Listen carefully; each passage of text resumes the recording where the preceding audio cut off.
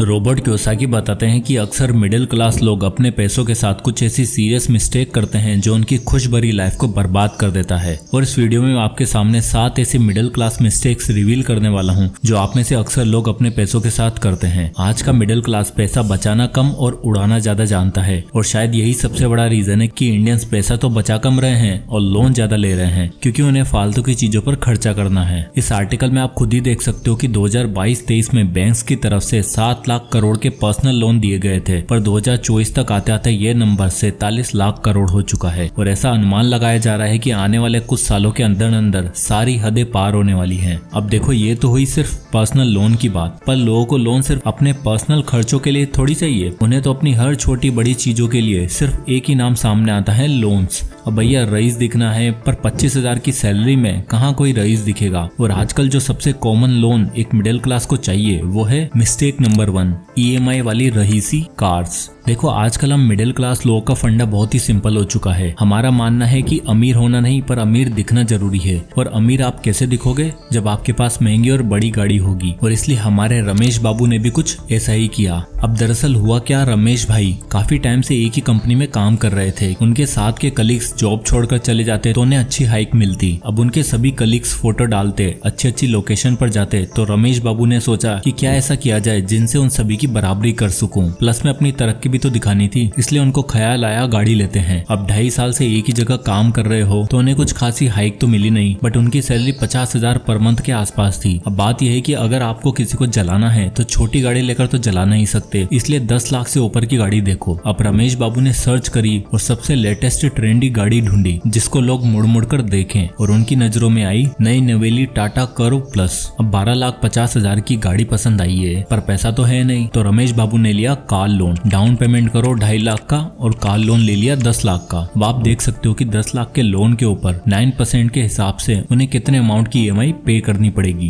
हर महीने 20,758 रुपए, ऊपर से गाड़ी का मेंटेनेंस, इंश्योरेंस सब मिलाकर 25,000 का खर्चा। 50,000 की सैलरी में रमेश बाबू ने 25,000 के ऐसे खर्चे को दे दिया जो शोरूम से बाहर निकलते ही आपकी जेब खाली करना चालू कर देता है। पर अगर रईसी EMI पर मिल रही है तो कोई क्यों ना ले। हाँ, रमेश बाबू अपने कलीग्स को जलाने में कामयाब तो है, पर उनको जलाने के चक्कर में इनकी खुद की जेब जल गई। और आप में से कितने लोगों के पास कार है, कमेंट में यस या नो जरूर लिखें। चलो, ये तो रमेश बाबू, शायद इसके बाद कोई गलती ना करे, पर आप में से मोस्टली लोग जो अगली गलती जरूर करेंगे वो है मिस्टेक नंबर 2, बड़ा मकान फीका पकवान होम। जरा कुछ भी आगे जानने से पहले ये डेटा देखो। इस समय इंडिया में current outstanding housing loan 27.23 lakh crore है और होम लोन फाइनेंसिंग में ये सडन सर्ज आया है 2021 के बाद, यानी कोविड के बाद। और आपको ये जानकर हैरानी होगी कि इसमें 65 से 70% कंट्रीब्यूशन मिडिल क्लास लोगों का है, जो उनके लिए सबसे बड़ा वेल्थ किलर है। कैसे? चलो देखते हैं। तो कुलदीप सिंह जी फरीदाबाद एरिया में अपनी फैमिली के साथ रेंट पर रह रहे थे। अब 2021 में हुआ क्या कि उनकी बेटी अंजू की क्लासेस और उनके ऑफिस का काम दोनों ही घर से होने लगा। जब अंजू की क्लासेस का टाइम होता, ठीक उसी समय कुलदीप जी के ऑफिस का टाइम भी होता। फरीदाबाद के एक 2 BHK फ्लैट में पूरी फैमिली 25 से 30,000 के रेंट में आराम से एडजस्ट कर रही थी। अब क्योंकि कुलदीप साहब काफी समय से जॉब कर रहे थे, फैमिली की नीड्स कम थी, तो उनके पास अच्छा खासा अमाउंट सेव हो चुका था। पर कोविड के बाद उनकी वाइफ को लगा अब हमें बड़ा घर लेना चाहिए ताकि अंजू की पढ़ाई भी हो सके और कुलदीप साहब का काम भी। पर बड़ा 3 BHK रेंटेड हाउस देखने की बजाय उन्होंने सोचा अपना घर ले लिया जाए, और फाइनली उन्हें सेम एरिया में एक 3 BHK फ्लैट दिखाया गया 80 लाख का। ठीक उसी तरह का फ्लैट उन्हें 35,000 पर मंथ की रेंट पर भी मिल रहा था, पर उन्होंने बाय करना सही समझा। अब देखो यार, इनकी सैलरी अच्छी खासी थी, सेविंग्स भी थी, लेकिन इतनी भी नहीं कि 80 लाख का घर एक बार में ले लें। 1 लाख पर मंथ की सैलरी थी, तो इन्हें लगा कि 20 लाख की डाउन पेमेंट कर देते हैं और बाकी का होम लोन ले लेते हैं। अब आप यहाँ देख ही सकते हो कि 60 लाख के लोन के अमाउंट पर उन्हें हर महीने 53,984 रुपए की EMI पे करनी पड़ेगी, वो भी अगले 20 सालों तक। और 20 साल बाद आप देख ही सकते हो कि जितना इंटरेस्ट उन्हें पे करना होगा वो उनके लोन अमाउंट से कहीं ज्यादा होगा, लगभग 70 लाख रुपए, और टोटल पेमेंट 1,29 लाख रुपए। यानी अगर वो कहते हैं कि उनको ये घर 80 लाख का पड़ा, तो ये भाई 80 का नहीं बल्कि 1,30 लाख का है। और तो और इंडिया में प्रॉपर्टी के साथ साथ उसका टैक्स, मेंटेनेंस, उसके ऊपर सारे खर्चे मिलाकर 10 से 15,000 लगते हैं। अब 1 लाख कमाने वाला आदमी अगर 60-70,000 सिर्फ EMI और मेंटेनेंस में दे देगा तो घर कैसे चलेगा। मिस्टेक नंबर 3,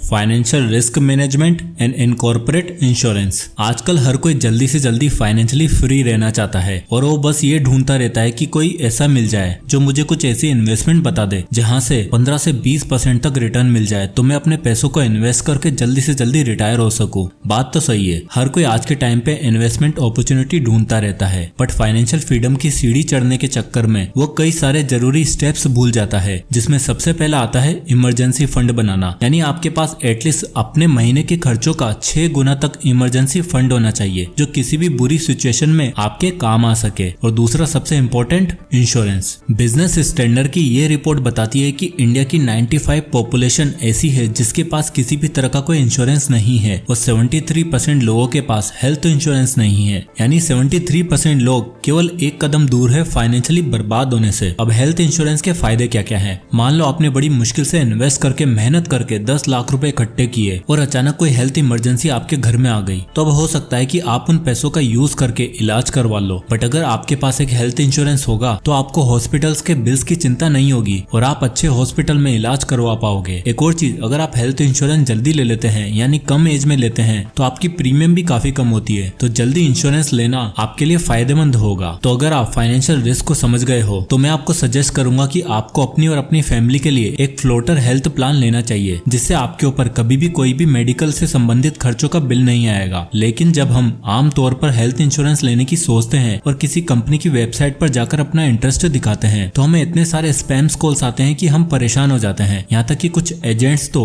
अपना कमीशन बेचने के लिए हमें गलत पॉलिसी बेचने की कोशिश करते हैं और इन सभी प्रॉब्लम का सोल्यूशन लेकर आता है डिट्टो, जो कि आपको इंश्योरेंस खरीदने की बेस्ट एडवाइस देता है। और डिट्टो की सबसे खास बात है इनकी स्पैम फ्री पॉलिसी। मतलब डिट्टो की टीम आपसे एक सेल्स पर्सन की तरह बात नहीं करती, वो जेन्युइनली आपकी केयर करते हैं और वो कभी भी आपको कॉल करके परेशान नहीं करेंगे। अब आपको करना क्या है कि बस डिट्टो की वेबसाइट पे जाना है और यहाँ पे बुक ए फ्री कॉल पर क्लिक करना है। फिर आपको यहाँ हेल्थ इंश्योरेंस सेलेक्ट करके सेलेक्ट टाइम पर क्लिक कर देना है और आप अपने लिए बेस्ट सूटेबल टाइम सेलेक्ट कर सकते हो, जिससे डिट्टो की टीम आपको कॉल करेगी और आपको एडवाइस देगी कि आपके लिए कौन सा हेल्थ इंश्योरेंस बेस्ट रहेगा। और डिट्टो की टीम न केवल एडवाइस देगी बल्कि किसी भी हेल्थ प्लान को बाय करने से पहले जो हमें कुछ की फैक्टर जानने चाहिए, जैसे claim settlement ratio, volume of complaints, amount settlement ratio, bonus in case you don't make a claim, free health checkup every year, cover for alternative treatments, इन सब की नॉलेज देगी, जिससे कि आप एक अच्छा हेल्थ इंश्योरेंस बाय कर पाएंगे। और डॉक्यूमेंटेशन और क्लेम सेटलमेंट में भी आपको हेल्प करेगी। तो अगर आप भी अनवांटेड कॉल से बचकर अपने इंश्योरेंस के लिए स्पैम फ्री प्लेटफॉर्म की तलाश कर रहे हैं तो डिट्टो के साथ अभी कॉल या चैट शेड्यूल करें, लिंक डिस्क्रिप्शन में मिल जाएगा।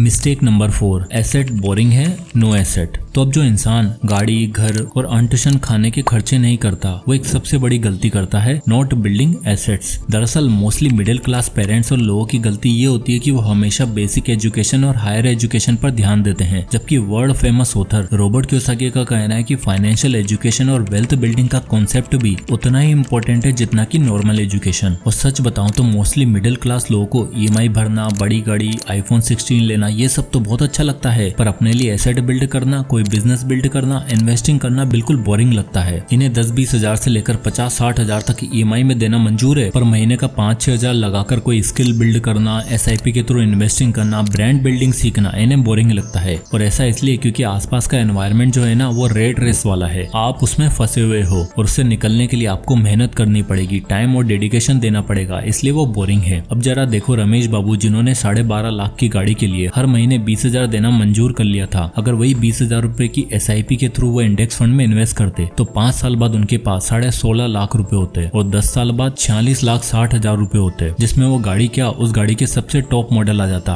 और उल्टा कुछ पैसा भी बच जाता। पर रमेश बाबू ने एसेट बिल्ड करने से पहले लायबिलिटी के बारे में सोचा। चलो अब अगर 20,000 भी नहीं, रमेश बाबू आपकी तरह एवरेज इनकम वाला इंसान होते और एक छुटकी अमाउंट यानी 5,000 रुपए से भी इन्वेस्टिंग करते तो 15 साल के बाद आपके पास 25 लाख रुपए होते और अगले 10-11 साल के बाद आपके पास 1 करोड़ का कॉर्पस हो जाता। पर अफसोस रमेश बाबू ने एक चुटकी अमाउंट की कीमत भी नहीं समझी। इसलिए रॉबर्ट कियोसाकी कहते हैं कि आपको अपने काम के साथ साथ कोई बिजनेस बिल्ड करने पर ध्यान देना चाहिए जो आपकी रिटायरमेंट के बाद आपको रेगुलर पैसिव इनकम देता रहेगा। मिस्टेक नंबर 5, ट्रेंडी, कूल है या फिर फूल। अब आती है अगली और सबसे बड़ी गलती जो अभी हाल ही में फ्लिपकार्ट और अमेजोन पर सेल शुरू हुई है। इस सेल में सामान काफी सस्ता मिलता है, लोग पूरे साल इंतजार करते हैं। इसमें महंगे ब्रांड्स, ट्रेंडी फैशन और इलेक्ट्रॉनिक पर डिस्काउंट मिलता है। तो हमारे जेंजी भाई बहनों को लगता है कि ये सेल इसलिए आई है ताकि हम सस्ते ट्रेंडी फैशन से और सस्ते सामान से अपना घर भर सके। आपको हैरानी होगी जानकर कि लास्ट ईयर इस ड्यूरेशन में मात्र 2 दिन के अंदर अंदर टोटल 90 मिलियन लोगों ने इन प्लेटफॉर्म से आकर शॉपिंग करी। लोगों के पास नया चमचमाता फोन होता है, फिर भी आईफोन 40,000 का मिल रहा है तो ले लो। घर में कपड़े भरे हुए होते हैं लेकिन सेल में मिल रहे हैं तो लेकर भर लो। अब आप हमेशा देखोगे कि सेल ओपन होते ही आईफोन हमेशा सबसे पहले आउट ऑफ स्टॉक हो जाता है। और सेल तो चलो एक बात है, आजकल लोगों को कूल दिखने के लिए सिर्फ महंगे कपड़े और गैजेट्स नहीं बल्कि कोल्ड प्ले और दिलजीत के कॉन्सर्ट की टिकट भी सबसे पहले चाहिए होती है। फिर भले ही वो टिकट 2,000 की हो, 35,000 की हो, 50,000 की हो या फिर ब्लैक में मिले 2 लाख रुपए की। मैं लिख के दे रहा हूँ, आधे लोगों को तो कोल्ड प्ले के 5 गाने भी ठीक तरह से याद नहीं होंगे, पर भेड़ चाले सब जा रहे हैं तो हम भी ट्रेंड को फॉलो क्यों ना करें। अब आप ही बताओ ये ट्रेंड कूल है या फिर फूल। मिस्टेक नंबर 6, अपना पैसा अपने पास रखो, मनी अंडर द